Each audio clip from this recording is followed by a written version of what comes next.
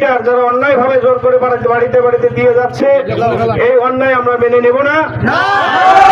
পূর্বে আগে যে অ্যানালগ মিটার, যেটাকে ফসফেট মিটার বলে, সেই মিটার আবার লাগাই ফেরত দিতে হবে। যদি অবিলম্বে ফেরত না দেয় এর ব্যবস্থা, এরপরে যখন আন্দোলন শুরু হবে, এই আন্দোলন থামবে না যতক্ষণ পর্যন্ত আমাদের মিটার ফেরত দেবে না, আন্দোলন সফল হবে না। আমি